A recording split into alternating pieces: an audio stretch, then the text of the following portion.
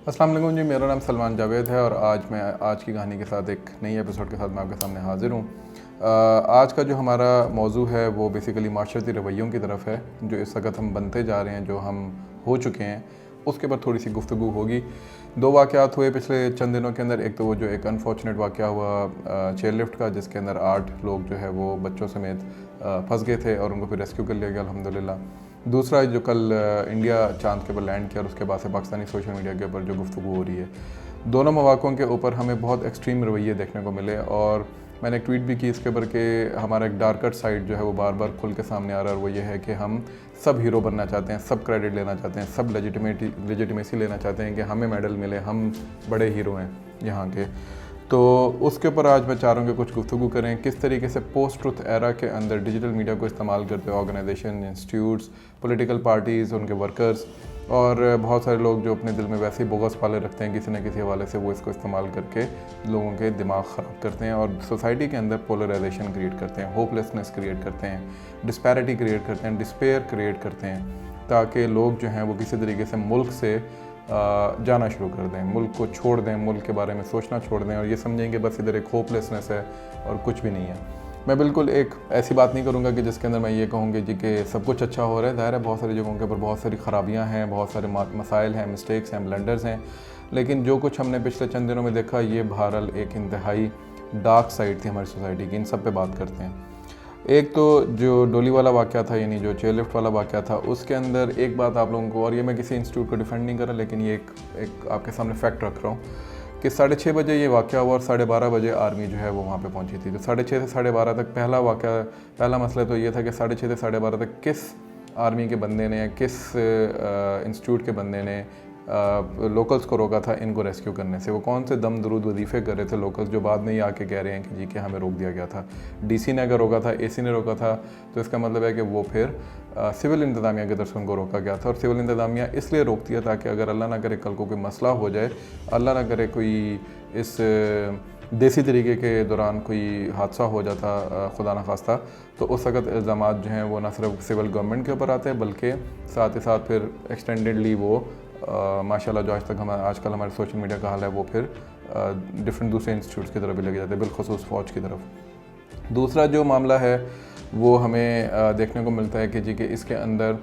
फ़ौज जो है उसका एक प्रोटोकॉल है। वो 2 सिपाही भी मूव नहीं कर सकती जब तक कि हायर कमांड से ऑर्डर ना आ जाए। वो कैमरा के ऊपर नहीं आ सकते जब तक कि हायर कमांड की तरफ से ऑर्डर ना हो, ISPR से अप्रूवल ना हो। इसी तरीके से उनकी यूनिट, उनका कोर, ये सब लोग उसके अंदर इन्वॉल्व होते हैं। तो फ़ौज जो वहाँ पे पहुँची, इसका मतलब है वो हायर कमांड की तरफ से उनको ऑथोराइज़ किया गया था, तब आए थे। हायर कमांड उस वक्त ऑथोराइज़ करती है जब सिविल एडमिनिस्ट्रेशन की तरफ से ऐसे मामलों के अंदर उनको बाकायदा रिक्वेस्ट की जाती है। सोशल मीडिया पे सुबह से ये ट्वीट्स आना शुरू हो गई थी और बजाय सिविल एडमिनिस्ट्रेशन को पुकारने के, लोगों ने पुकारना शुरू कर दिया था फ़ौज को, जी कि फ़ौज पहुँचे वहाँ पे। तो ज़ाहिर है एक पब्लिक प्रेशर भी डेवलप हो जाता है कि जी कि हमें वहाँ पे जाना चाहिए। पहले भी फ़ौज इस तरह के रेस्क्यू के मामला करती रही, लेकिन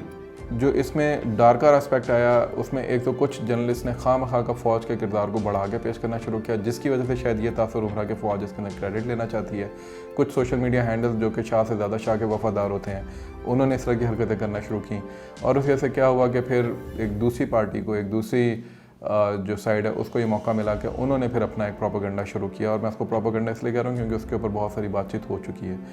और उसके बाद फिर ये बात होना शुरू हुई कि सिविल वर्सेस मिलिट्री, एक पूरा पैराडाइम क्रिएट कर दिया गया जी कि एक चेयर लिफ्ट के रेस्क्यू के ऑपरेशन के अंदर 2 डिफरेंट सेगमेंट्स ऑफ सोसाइटी जो हैं वो आमने सामने हैं, और फिर एक क्रेडिट लेने की जंग और फिर उस तरह के मामला। मेरे पास एक स्नैपशॉट आया जिसके अंदर PTI के लोग ये क्लेम करें कि वो जो 2 बड़े इंसान उसके अंदर मौजूद थे, इंडिविजुअल्स, वो PTI से ताल्लुक़ रखते हैं और उन्होंने जाने से इनकार कर दिया जब तक सारे बच्चे नहीं निकाले जाएंगे। दूसरी साइड पे उसी के नीचे जमीयत वालों ने, ये जो जमात इस्लामी की, उन्होंने ये क्लेम किया जी अल खिदमत वाले जो उनकी वजह से सारी मामला जो हैं वो ठीक हो रहे हैं। तो इस तरह के बहुत सारी चीज़ें जो हैं वो सामने आई। किसी को इस बात के ऊपर तौफीक नहीं हुई कि ये डिस्कस करे कि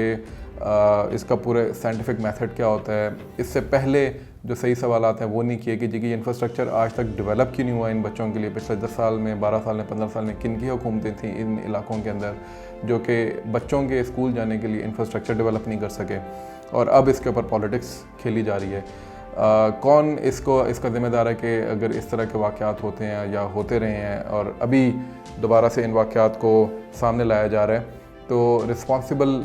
کس کو ٹھہرایا جائے؟ سول انتظامیہ کو، فوج کو، یا آپ کے اپنے معاشرتی رویوں کو جو کہ ایسے مواقعوں کی تلاش میں ہوتے ہیں، ٹریجڈیز کی تلاش میں ہوتے ہیں، ایک دوسرے سے لڑنے اور بھیڑنے کے لیے، ایک دوسرے کا گریبان چاک کرنے کے لیے، ایک دوسرے کے اوپر کیچڑ اچھالنے کے لیے، اور شاید اللہ معاف کرے کچھ لوگوں کو شاید لاشیں چاہیے تھیں اس کے اندر تاکہ وہ پھر ایک دوسرے کے اوپر پوائنٹ سکورنگ پراپر کر سکیں، جو کہ نہیں ملی تو انہوں نے پھر دوسرا پروپیگنڈا کرنا شروع کر دیا۔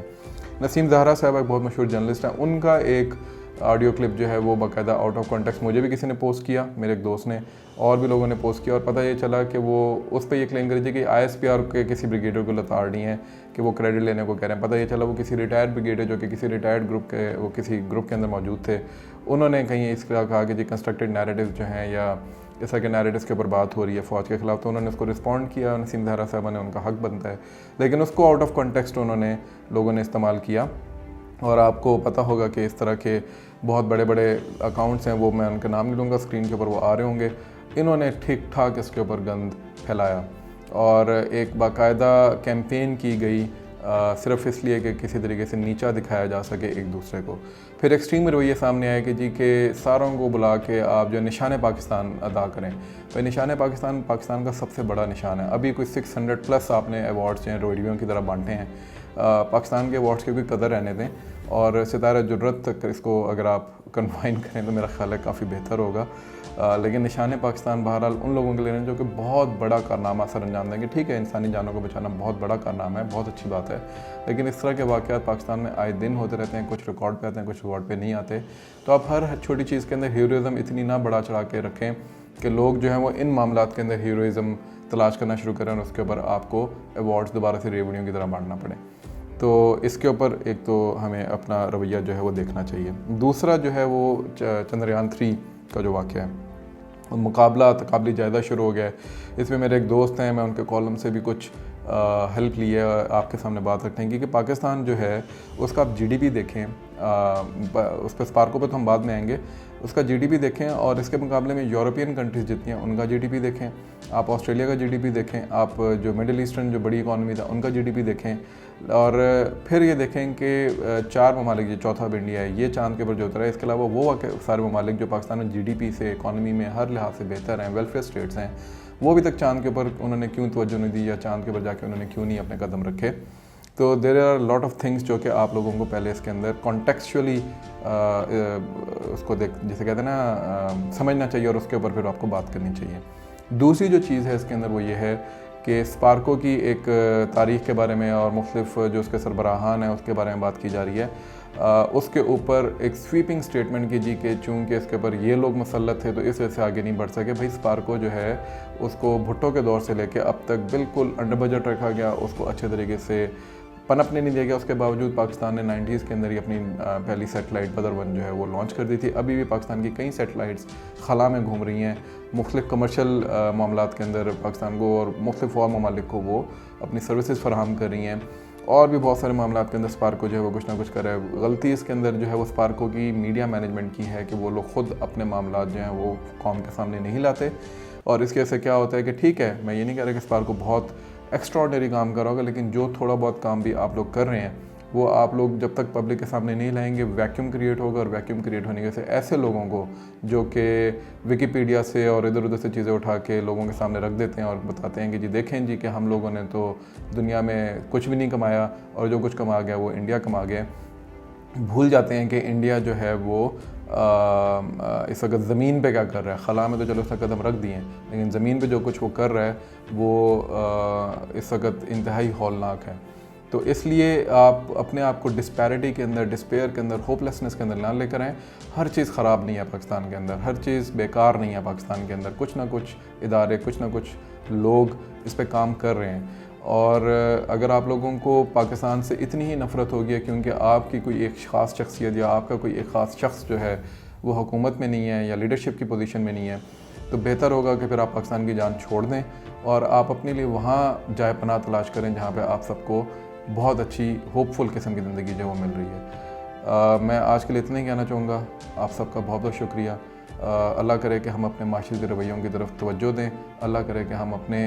آپ کے اوپر توجہ دیں اور اس ہوپ لیسنس کے اندر سے لوگوں کو نکالنے میں مددگار ثابت ہوں. بہت بہت شکریہ.